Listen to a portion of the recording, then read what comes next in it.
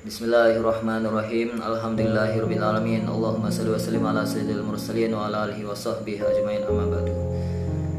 Seseorang itu tidak akan masuk surga karena sebab amalnya.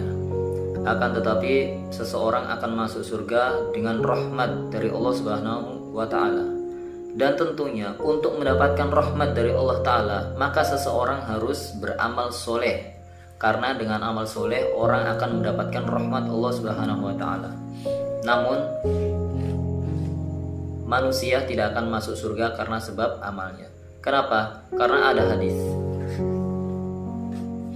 Nabi pernah bersabda, "Lan yadkhula ahadun al-jannata bi amalihi." Seseorang itu tidak akan masuk surga karena sebab amalnya. Para sahabat mereka bertanya, "Wala anta ya Rasulullah, apakah engkau juga tidak wahai Rasul?" Nabi menjawab, "Wala ana, begitu juga dengan aku. Aku ini tidak akan masuk surga karena sebab amalku. Illa an yataghammadani Allah bi rahmati." Hanya saja Allah Subhanahu wa taala telah menaungi aku dengan rahmatnya. Allah taala telah menaungi aku dengan rahmatnya. Ini menunjukkan bahwasanya Nabi dijamin masuk surga. Kenapa? Karena Allah Ta'ala telah menaungi Nabi dengan rahmatnya. Dan Nabi SAW adalah orang yang paling banyak amalnya. Nabi adalah pemimpin perang. Nabi adalah pemimpin orang ahli sholat. Nabi tiap malam ibadah sampai kakinya bengkak. Nabi memperhatikan ekonomi umat Islam. Beliau yang mengatur pasar-pasar dan beliau yang mengatur muamalah-muamalah. Segala resiko nahi mungkar dipegang oleh Nabi SAW. Maka Nabi adalah manusia yang tidak pernah meninggalkan amal, dan Nabi adalah manusia yang paling banyak rahmat dari Allah Subhanahu wa taala. Ada satu ayat Al-Qur'an disebutkan.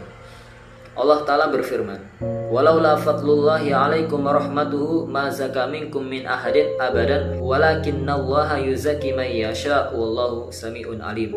Andaikan bukan karena fadilah, keutamaan Allah Subhanahu wa taala atas kalian, dan juga bukan karena rahmat Allah taala atas kalian semuanya, maka Allah taala tidak akan membersihkan daripada kalian satu orang pun selama-lamanya. Jadi yang membersihkan adalah Allah Subhanahu wa taala, bukan hamba tersebut. Akan tetapi Allah Subhanahu wa taala membersihkan kepada siapa saja hambanya yang dipilih. Nah, kita berharap kita ini adalah termasuk hamba-hamba pilihan Allah Subhanahu wa taala. Wallahu sami'un alim. Andaikan kita ingin kemudian kita berdoa kepada Allah taala, semoga kita termasuk daripada hamba-hamba pilihan Allah taala, maka ingatlah Allah taala Maha mendengar doa-doa kita, dan Allah taala Maha mengetahui semua doa-doa yang kita panjatkan kepada Allah Subhanahu wa taala. Diceritakan ada salah seorang hamba. Dia ini beribadah kepada Allah Ta'ala lamanya selama 500 tahun. Nah, ketika di hari kiamat, Allah Ta'ala berfirman, Allah Ta'ala berkata kepada hamba tersebut yang telah beribadah selama 500 tahun lamanya, "Wahai hambaku, masuklah engkau ke dalam surga karena sebab rahmatku." Hamba ini menyangkal, "Wahai Tuhan, jangan dengan rahmatmu, tapi dengan amalku." Dia merasa telah beribadah selama 500 tahun lamanya, merasakan capeknya ibadah, keringatnya ibadah dia rasakan. Akhirnya dia ingin masuk surga karena amalnya dia, bukan karena rahmat Allah Subhanahu wa taala. Akhirnya datanglah pelajaran dari Allah Subhanahu wa taala.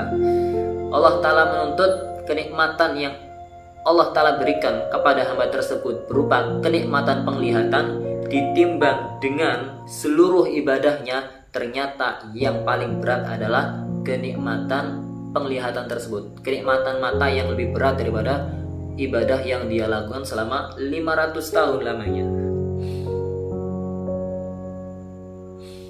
Akhirnya karena sedikitnya adab dari seorang hamba tersebut, Allah Ta'ala memerintahkan hamba tersebut untuk masuk ke dalam api neraka. Akhirnya hamba tersebut mengatakan, "Wahai Tuhan, adkhilni al-jannata birahmatik." Wahai Tuhan, masukkanlah aku ke dalam surga hanya dengan rahmatmu, wahai Tuhan, bukan dengan amalku. Akhirnya Allah Ta'ala memerintahkan hamba tersebut untuk masuk surga, dan dia memuji Allah Subhanahu wa taala dengan segala pujian yang tinggi sekali. Nah, dari sini kita bisa mengambil pelajaran bahwasanya yang pertama, kita harus memperbaiki kita punya amal. Yang kedua, kita harus berpegang teguh kepada rahmat Allah Subhanahu wa taala. Pertama, islahul amal. Yang kedua, al-i'timadu 'alallahi Subhanahu wa taala. Tetap kita harus beramal soleh, akan tetapi kita tidak boleh bersandar pada amal soleh tersebut.